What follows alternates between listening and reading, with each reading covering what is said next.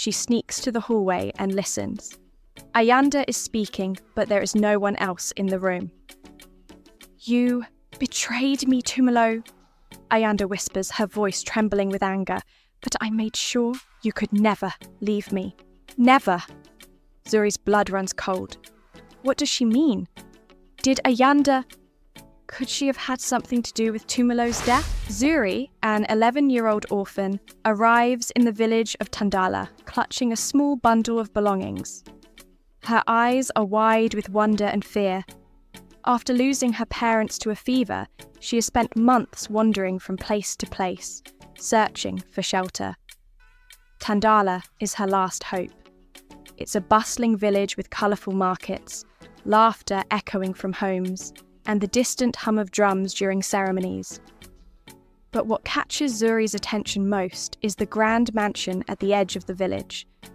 The mansion belongs to Ayanda, a widowed entrepreneur admired for her kindness and grace. Ayanda is known for her generosity, funding schools, building wells, and helping the needy.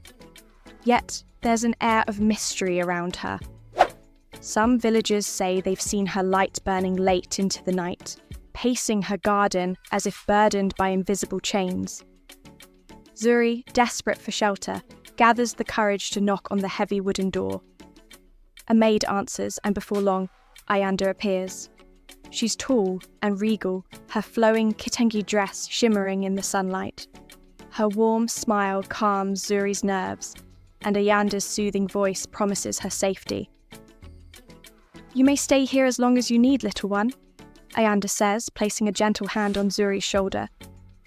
That night, Zuri feels a peace she hasn't known in months. But as she drifts to sleep, she hears strange creaks and whispers in the mansion, a faint voice calling a name she doesn't recognize. Life in Ayanda's mansion is like a dream.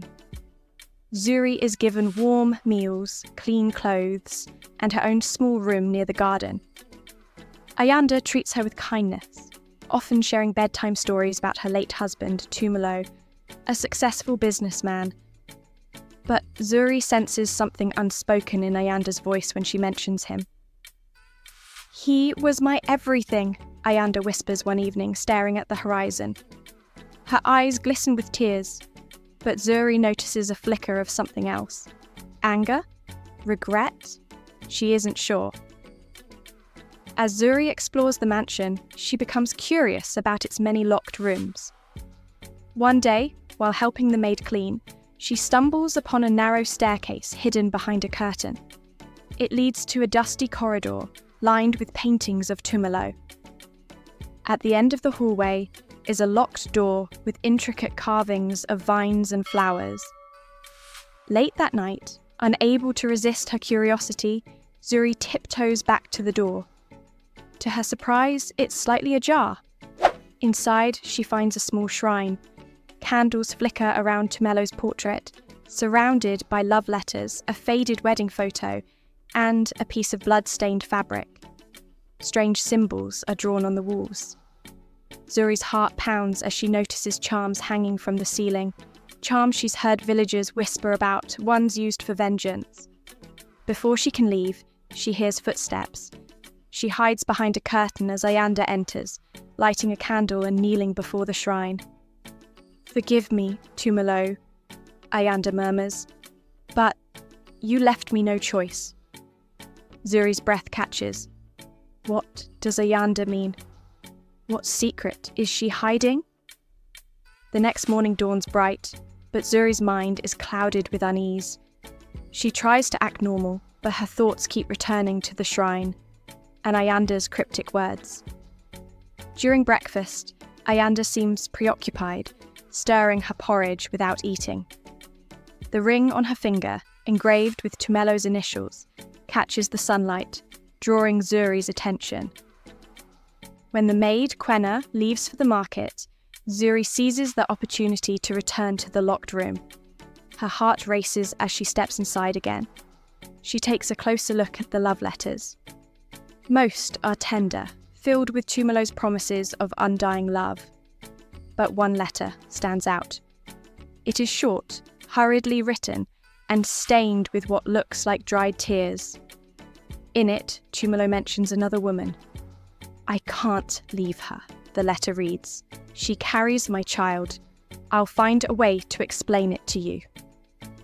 Zuri's hands tremble as she pieces the clues together. Tumelo had been unfaithful. The realization leaves her cold. Was this betrayal the reason for Ayanda's shrine? Could Ayanda have done something to Tumelo? As she replaces the letter, her eyes fall on the blood-stained fabric. It looks like part of a shirt, torn and frayed at the edges. Fear grips her as she imagines what it might mean. She stumbles out of the room, her mind swirling with questions. That evening, Ayanda finds Zuri in the garden, tending to the flowers. "I hope you're settling in, my dear," she says warmly, but her eyes seem to linger on Zuri a moment too long. Zuri forces a smile, hiding her growing fear. She resolves to learn more, but knows she must tread carefully. Zuri tries to confide in Quena the next day. As they fold laundry together, she hesitantly mentions the locked room and its contents. Quena's reaction is immediate. Her face drains of colour and her hands freeze mid-fold. "You should never have gone there," Quena says in a low voice. "There are things in this house better left undisturbed." One night, as Zuri lies in bed, she hears Ayanda's voice. It's faint, coming from the direction of the shrine. She sneaks to the hallway and listens. Ayanda is speaking, but there is no one else in the room. "You betrayed me, Tumelo," Ayanda whispers, her voice trembling with anger. "But I made sure you could never leave me. Never." Zuri's blood runs cold. What does she mean? Could she have had something to do with Tumelo's death? The next morning, Zuri tries to act normal, but she feels trapped in a web of secrets too dangerous to unravel. Every glance Ayanda gives her feels loaded with suspicion. Zuri realizes she must find the truth, but she is terrified of what it might cost her. The mansion, once a place of comfort, now feels like a prison. Zuri begins to piece together the fragments of what she knows. Tumelo's betrayal, the blood-stained fabric, Ayanda's cryptic words. They form a picture she doesn't want to see. But one question haunts her most. If Ayanda truly loved Tumelo, why would she harm him? Late one evening, Zuri gathers her courage and decides to search for more clues. She waits until the household is asleep, then slips into Ayanda's study. The room is immaculate, with bookshelves lining the walls and a large desk in the centre. She rummages through the drawers, her heart pounding. Finally, she finds a small journal tucked beneath a stack of papers. The journal belongs to Ayanda. As Zuri flips through its pages, she uncovers entries filled with heartbreak and anger. Ayanda writes about Tumelo's affair with Nia, his lies, and her growing sense of betrayal. One entry chills Zuri to her core. "He made me feel small," Ayanda wrote, "but I found a way to make sure he would never hurt me again. He belongs to me now, forever." Zuri slams the journal shut, her hands trembling. She puts it back and flees the study, her mind racing. Ayanda's grief and rage are evident, but Zuri can't shake the feeling that there is more to the story. Something darker, something dangerous. The next morning, Ayanda greets Zuri with her usual warmth, but Zuri can't meet her eyes. The weight of what she knows feels suffocating. She realizes that she must make a choice. Confront Ayanda, or leave the mansion before it's too late. Zuri's thoughts are a whirlwind as she debates her next move. Ayanda's kindness and the safety of the mansion clash against the chilling secrets Zuri has unearthed. With trembling hands, she decides that she cannot stay silent. She must confront Ayanda, no matter the risk.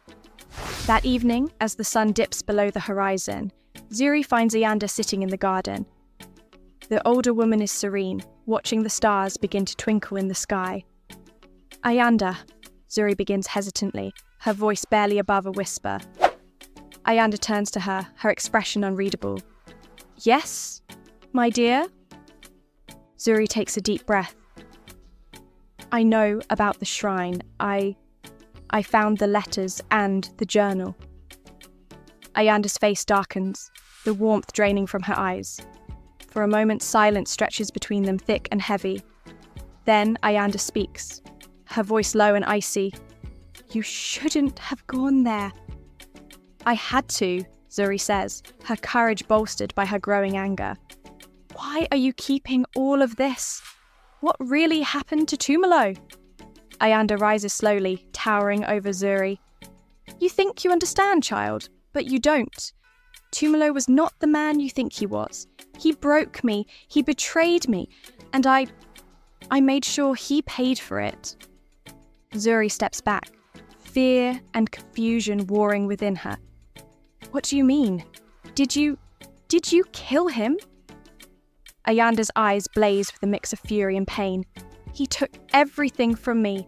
My love, my trust, my dignity. Yes, Zuri, I ended it, but not out of hatred, out of desperation.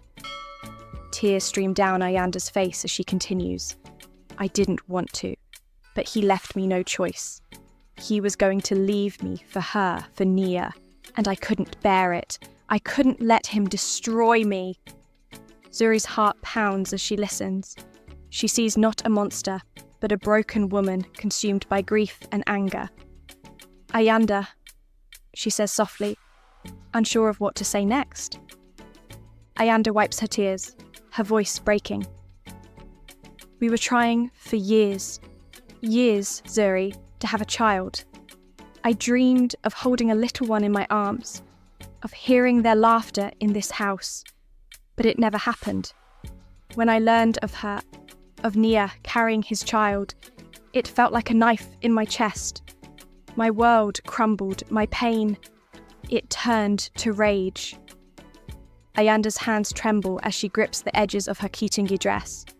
So, yes, Zuri, I made a choice, a terrible choice, but it was the only way I could survive. But Ayanda's face hardens again. Now that you know the truth, you must decide, Zuri. Will you stay here, keep my secret, and let me continue helping this village, or will you leave and risk destroying everything I've built? Zuri is left speechless, torn between fear, loyalty, and the weight of the truth. The moonlight spills across Zuri's room as she lies awake, her thoughts a whirlwind. Ayanda's confession replays in her mind over and over like an unbroken melody she cannot silence. Tumelo's betrayal, Ayanda's despair, the shrine, everything feels like a puzzle with missing pieces. She stares at the cracked ceiling, tears streaming down her face. What would her own mother have done in Ayanda's shoes? She recalls how her parents taught her about forgiveness, about love. But forgiveness doesn't feel simple here. The weight of Ayanda's secret sits heavy in Zuri's chest. Morning arrives, and Zuri walks to the garden to find Ayanda kneeling beside a bed of sunflowers, her hands in the soil. The sight is almost peaceful, but Zuri knows what lies beneath that serene surface. Ayanda, she whispers, her voice trembling. What will happen to me if I stay? Ayanda looks up, her face lined with sorrow and exhaustion. I will keep you safe, Zuri. I promise you that. But safety comes with silence. If the villagers knew the truth, it would ruin me. It would ruin this house and the people who depend on me. Zuri hesitates, her small hands clenching into fists. What if someone else finds out? What if they ask questions I can't answer? Ayanda rises slowly, wiping her hands on her kiting. Then, you tell them nothing. You say you know nothing, and I will protect you. Zuri nods, though uncertainty fills her heart. Can she truly keep such a dark secret? And at what cost? The days stretch into weeks, and Zuri tries her best to settle into a rhythm. She attends to chores, helps Ayanda in the garden, and even begins to feel a small sense of belonging. Yet, the shadow of what she knows looms larger every day. The villagers grow curious about Zuri's new life. Children from the village call out to her as she passes, asking questions about the mansion. Adults speak in hushed tones when they see her in the market with Quena. One afternoon, an older woman named Mama Tembo, known for her wisdom and sharp tongue, pulls Zuri aside as she returns from fetching water. "Little one," Mama Tembo says, her voice low and gravelly, "you carry a heavy burden. It shows in your eyes. Be careful of the secrets you keep. They have a way of unraveling." Zuri's heart skips a beat. Does Mama Tembo know? She forces a smile and hurries back to the mansion, her mind racing. The weight of Ayanda's secret is suffocating her, and the thought of the villagers discovering the truth fills her with dread. That evening, as Zuri helps Ayanda prepare dinner, she finally speaks up. "What happens if the villagers find out, Ayanda? What if Mama Tembo suspects something?" Ayanda's hands still, her grip tightening on the knife she's holding. She turns to Zuri, her face a mask of calm, though her eyes betray a flicker of fear. "Then, we must be careful. No one can know Zuri for their sake as much as ours." Zuri nods, but unease settles deep in her chest. She wonders how long they can keep the truth hidden before it consumes them both. The days grow shorter, and the village becomes a buzz of activity with preparations for an upcoming harvest festival. Zuri tries to focus on helping Ayanda, but the weight of their shared secret feels heavier than ever. Every glance from a villager feels like a question. Every whispered conversation feels like a threat. Mama Tembo's words linger in Zuri's mind. Secrets have a way of unraveling. She catches Ayanda staring out of the window, more often now, her face etched with worry. Even Quena, usually warm and chatty, seems more guarded around Zuri. One afternoon, Zuri overhears a conversation between two villagers near the market. "She's changed," says one, gesturing toward the mansion in the distance. "Ayanda used to be so open. Now she's like a shadow." "She hides something," whispers the other, "and that little girl, she knows something too." Zuri hurries away before they can see her, her heart pounding. Panic grips her. If the villagers suspect Ayanda, how long before someone tries to uncover the truth? And what would they do if they found out about Tumelo? That night, Zuri confronts Ayanda. "The villagers are talking," she says, her voice trembling. "They think something is wrong." Ayanda's face hardens, her jaw tightening. "Let them talk. They have no proof of anything." "But what if they come here?" Zuri asks. "What if they find the shrine?" Ayanda places a firm hand on Zuri's shoulder, her eyes blazing with determination.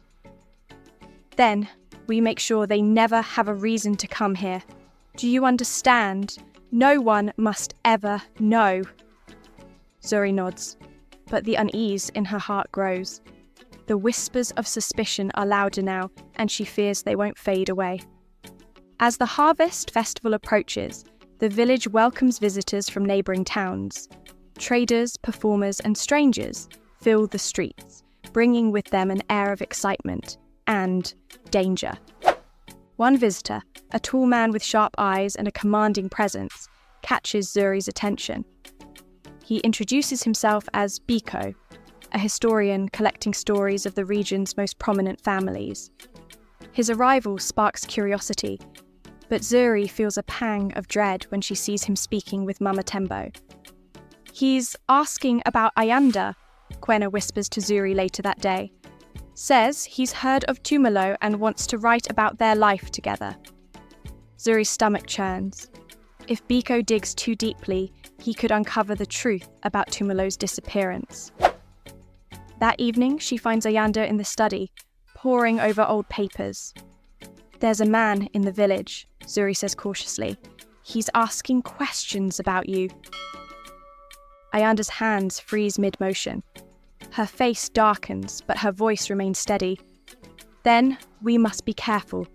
Stay close to the house, Zuri, and don't speak to him. The next day, Zuri watches from a distance as Biko walks through the village, speaking with anyone who will listen. He pauses near the mansion, his eyes lingering on the gates. Zuri's heart races. She senses that Biko is not just a historian. He is looking for something, and she fears he won't stop until he finds it. Ayanda slowly places the papers she's holding onto the desk. Her gaze hardens, but her hands tremble slightly as she grips the edge of the table. What else do you know about this man, Zuri? Just that he's asking questions, Zuri stammers. He talked to Mama Tembo. He said he wants to write about Tumelo's life. Ayanda's face darkens, and for a moment, Zuri swears she sees a flicker of fear in her usually composed expression. Biko, Ayanda whispers almost to herself. That name sounds familiar. Do you know him? Zuri asks cautiously. Ayanda doesn't answer right away. Instead, she moves to the window, peering out at the village below. The festive lights twinkle in the distance, but Ayanda's face remains shadowed, her thoughts clearly far from the celebration. Years ago, Ayanda finally begins, her voice low and measured.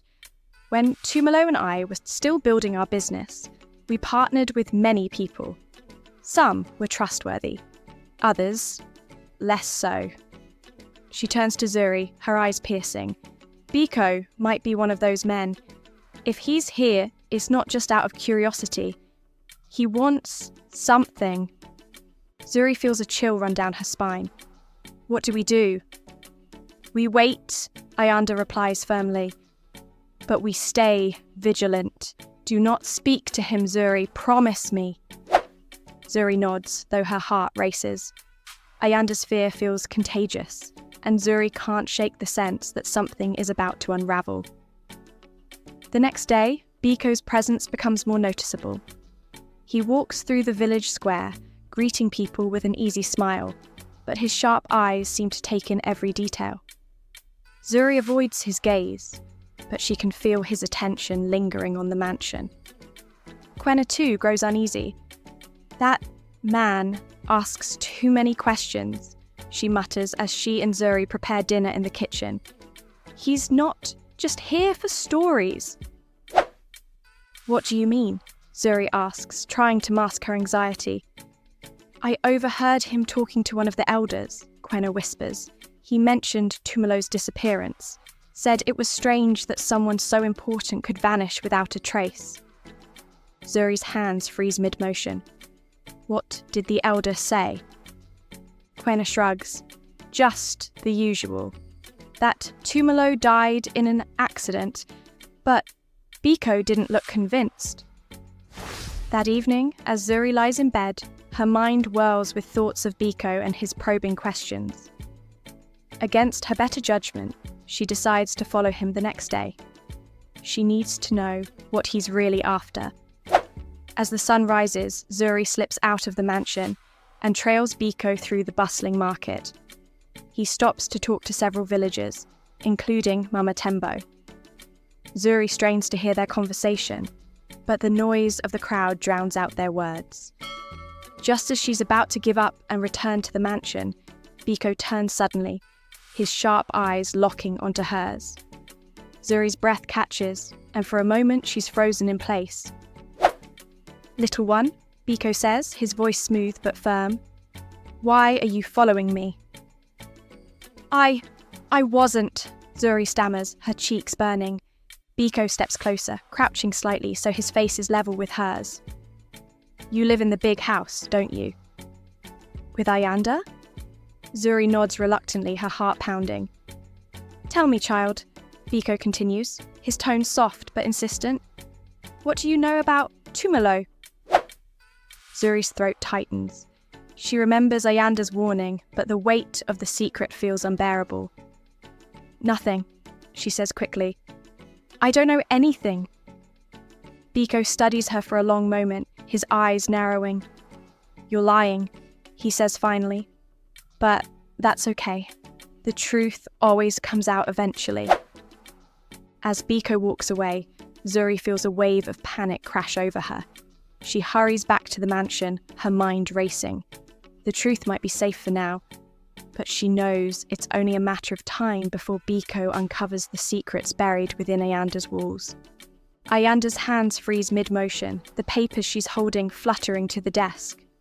Her face remains expressionless, but Zuri senses the tension in the air. What questions is he asking? Ayanda's voice is calm, but her tone carries an edge. Zuri hesitates. He wants to know about Tumelo, about how he died. Ayanda closes her eyes briefly, as if gathering her strength. Then, with deliberate movements, she turns to Zuri. Listen to me carefully, Zuri. Biko is not just here for stories. He's looking for something that could ruin everything I've built. What do you mean? Zuri asks, her voice barely above a whisper. Ayanda leans closer, her piercing gaze locking onto Zuri's. Tumelo and I had secrets, business dealings that not everyone approved of. Biko might be one of the people Tumelo crossed before his death. If he finds out what happened... Ayanda trails off, leaving the unspoken threat hanging in the air. Zuri's stomach twists in knots. The weight of Ayanda's warning presses down on her, making her feel small and helpless. But as the silence stretches, she finds her voice. What do we do? Ayanda straightens, her composure returning. We stay quiet. We act normal. And whatever happens, Zuri, you say nothing. Do you understand? Zuri nods, but a part of her wonders if it's already too late. The next day, the harvest festival fills the village with music and laughter. Zuri tries to lose herself in the festivities, but her mind keeps drifting back to Biko. She spots him several times throughout the day, his sharp eyes scanning the crowd. Each time, she feels his gaze linger a little too long on her.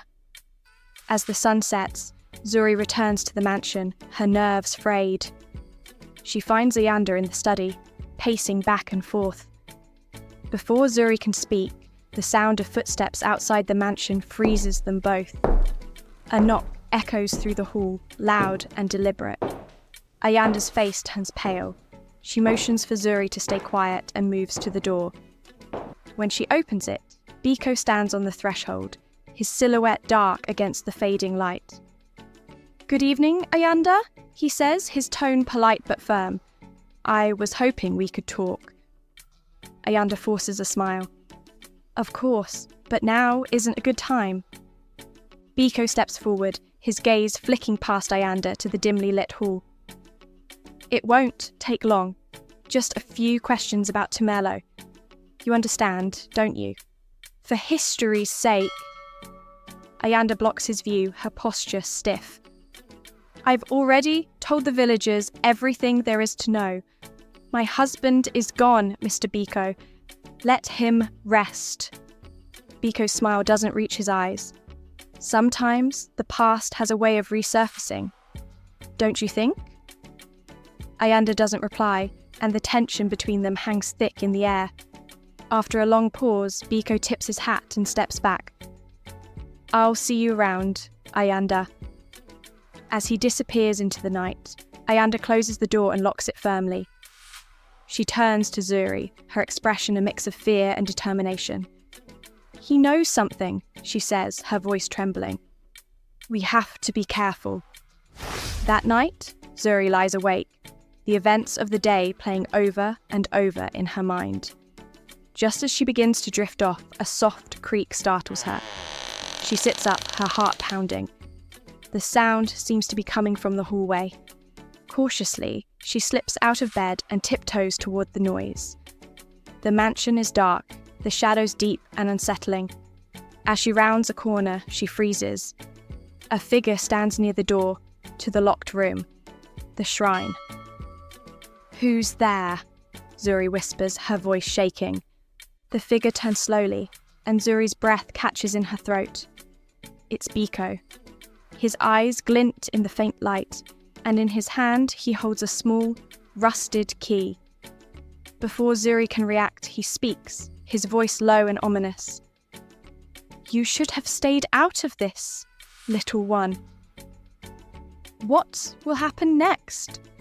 Will Zuri and Ayanda's secret stay hidden, or has the past finally caught up to them? Don't miss the next episode. Subscribe to the channel now and join us for the thrilling conclusion.